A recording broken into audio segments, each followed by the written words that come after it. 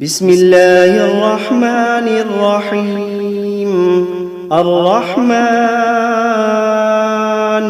علم القرآن، خلق الإنسان علمه البيان. الشمس والقمر بحسبان، والنجم والشجر يسجدان.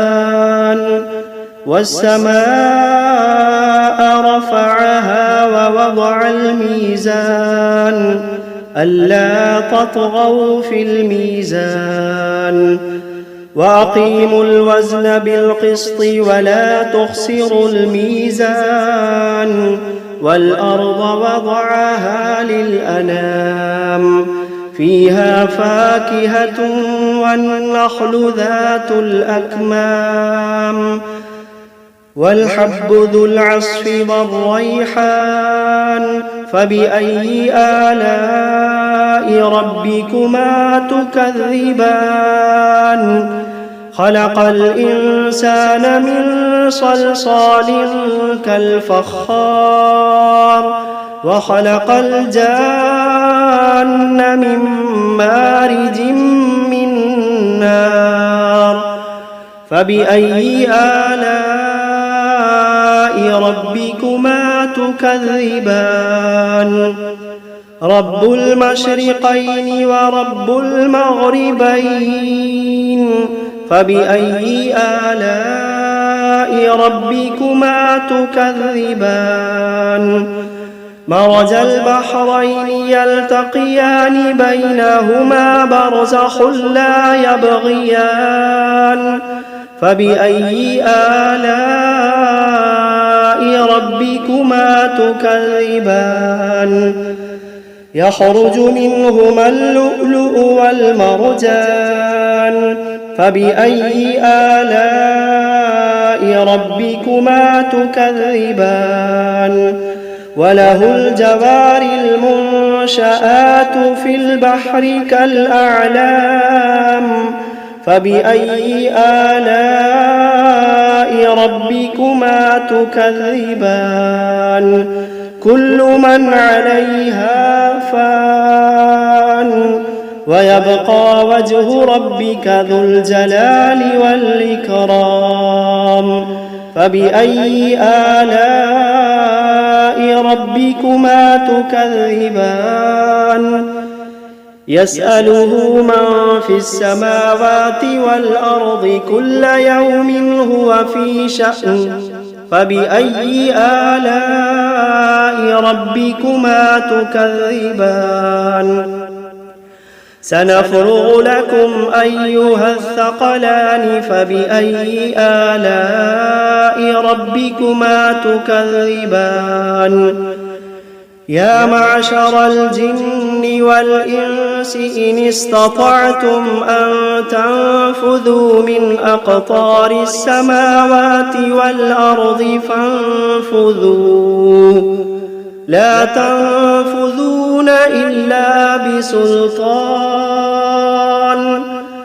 فبأي آلاء ربكما تكذبان؟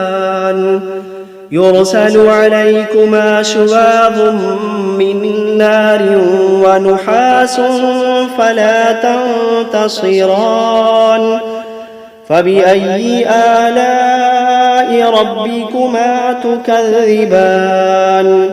فإذا انشقت السماء فكانت وردة كالدهان.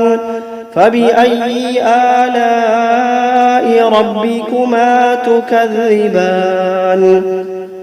فيومئذ لا يسأل عن ذنبه إنس ولا جان. فبأي آلاء ربكما تكذبان؟ يعرف المجرمون بسيماهم فيؤخذ بالنواصي والأقدام. فبأي آلاء ربكما تكذبان؟ هذه جهنم التي يكذب بها المجرمون يطوفون بينها وبين حميم آن فبأي آلاء ربكما تكذبان ولمن خاف مقام ربه جنتان فبأي آلاء ربكما تكذبان ذواتا أفنان فبأي آلاء ربكما تكذبان فيهما عينان تجريان فبأي آلاء ربكما تكذبان فيهما من كل فاكهة زوجان فبأي آلاء ربكما تكذبان متكئين على فرش بطائنها من استبرق وجنى الجنتين دان فبأي آلاء ربكما تكذبان فيهن قاصرات الطرف لم يطمثهن إنس قبلهم ولا جان فبأي آلاء ربكما تكذبان كأنهن الياقوت والمرجان فبأي آلاء ربكما تكذبان هل جزاء الإحسان إلا الإحسان فبأي آلاء ربكما تكذبان ومن دونهما جنتان فبأي آلاء ربكما تكذبان مدهامتان فبأي آلاء ربكما تكذبان فيهما عينان نضاختان فبأي آلاء ربكما تكذبان فيهما فاكهة ونخل ورمان فبأي آلاء ربكما تكذبان فيهن خيرات حسان فبأي آلاء ربكما تكذبان حور مقصورات في الخيام فبأي آلاء ربكما تكذبان لم يطمثهن إنس قبلهم ولا جان فبأي آلاء ربكما تكذبان متكئين على رفرف خضر وعبقري حسان فبأي آلاء ربكما تكذبان تبارك اسم ربك ذي الجلال والإكرام بسم الله الرحمن الرحيم تبارك الذي بيده الملك وهو على كل شيء قدير الذي خلق الموت والحياة ليبلوكم أيكم أحسن عملا وهو العزيز الغفور الذي خلق 7 سماوات طباقا ما ترى في خلق الرحمن من تفاوت فارجع البصر هل ترى من فطور ثم ارجع البصر كرتين ينقلب إليك البصر خاسئا وهو حسير ولقد زينا السماء الدنيا بمصابيح وجعلناها رجوما للشياطين وأعتدنا لهم عذاب السعير وللذين كفروا بربهم عذاب جهنم وبئس المصير إذا ألقوا فيها سمعوا لها شهيقا وهي تفور تكاد تميز من الغيظ كلما ألقي فيها فوج سألهم خزنتها ألم يأتكم نذير قالوا بلى قد جاءنا نذير فكذبنا وقلنا ما نزل الله من شيء إن أنتم إلا في ضلال كبير وقالوا لو كنا نسمع أو نعقل ما كنا في أصحاب السعير فاعترفوا بذنبهم فسحقا لأصحاب السعير إن الذين يخشون ربهم بالغيب لهم مغفرة وأجر كبير وأسروا قولكم أو اجهروا به إنه عليم بذات الصدور ألا يعلم من خلق وهو اللطيف الخبير ألا يعلم من خلق وهو اللطيف الخبير هو الذي جعل لكم الأرض ذلولا فامشوا في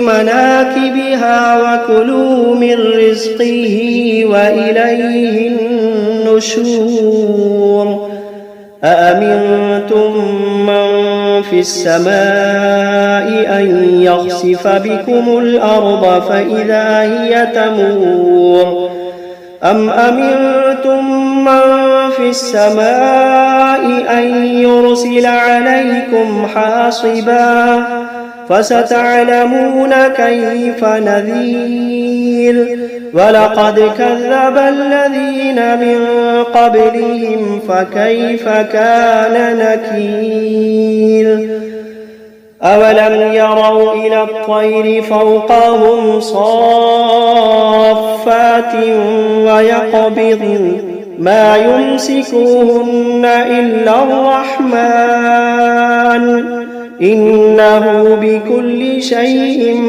بصير أمن هذا الذي هو جند لكم ينصركم من دون الرحمن إن الكافرون إلا في غرور أمن هذا الذي يرزقكم إن أمسك رزقه بل لجوا في عتب ونفور أفمن يمشي مكبا على وجهه أهدى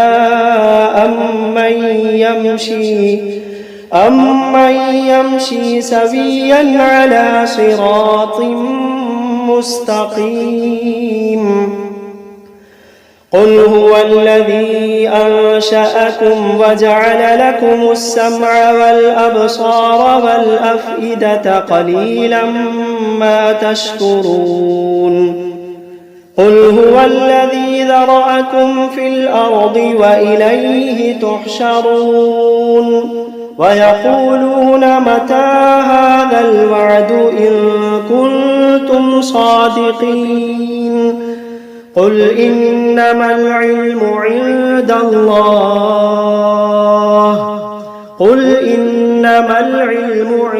الله وإنما أنا نذير مبين فلما رأوه زلفة سيئت وجوه الذين كفروا وقيل هذا الذي كنتم به تدعون قل أرأيتم إن أهلكني الله ومن معي أو رحمنا فمن يجير الكافرين من عذاب أليم قل هو الرحمن آمنا به وعليه توكلنا فستعلمون من هو في ضلال مبين قل أرأيتم إن أصبح ماؤكم غورا فمن يأتيكم بماء معين بسم الله الرحمن الرحيم قل أوحي إلي أنه استمع نفر من الجن فقالوا إنا سمعنا قرآنا عجبا يهدي إلى الرشد فآمنا به ولن نشرك بربنا أحدا وأنه تعالى جد ربنا ما اتخذ صاحبة ولا ولدا وأنه كان يقول سفيهنا على الله شططا وأنا ظننا أن لن تقول الإنس والجن على الله كذبا وأنه كان رجال من الإنس يعوذون برجال من الجن فزادوهم رهقا وأنهم ظنوا كما ظننتم أن لن يبعث الله أحدا وأنا لمسنا السماء فوجدناها ملئت حرسا شديدا وشهبا وأنا كنا نقعد منها مقاعد للسمع فمن يستمع الآن يجد له شهابا رصدا وأنا لا ندري أشر أريد بمن في الأرض أم أراد بهم ربهم رشدا وأنا منا الصالحون ومنا دون ذلك كنا طرائق قددا وأنا ظننا أن لن نعجز الله في الأرض ولن نعجزه هربا وأنا لما سمعنا الهدى آمنا به فمن يؤمن بربه فلا يخاف بخسا ولا رهقا وأنا منا المسلمون ومنا القاسطون فمن أسلم فأولئك تحروا رشدا وأما القاسطون فكانوا لجهنم حطبا وأن لو استقاموا على الطريقة لأسقيناهم ماء غدقا لنفتنهم فيه ومن يعرض عن ذكر ربه يسلكه عذابا صعدا وأن المساجد لله فلا تدعوا مع الله أحدا وأنه لما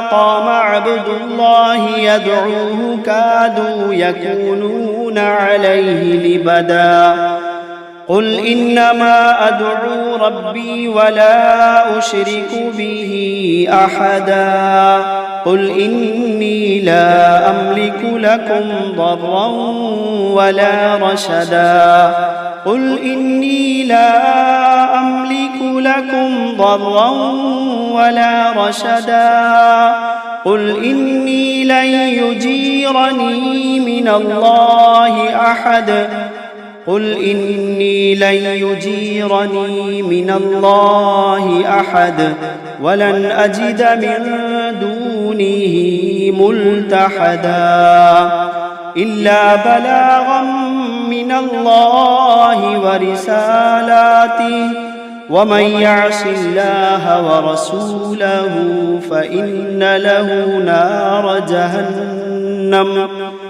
ومن يعص الله ورسوله فإن له نار جهنم خالدين فيها أبدا حتى إذا رأوا ما يوعدون فسيعلمون من أضعف ناصرا وأقل عددا قل إن أدري أقريب ما توعدون أم يجعل له ربي أمدا عالم الغيب فلا يظهر على غيبه أحدا إلا من ارتضى من رسول فإنه يسلك من بين يديه ومن خلفه رصدا ليعلم أن قد أبلغوا رسالات ربهم وأحاط بما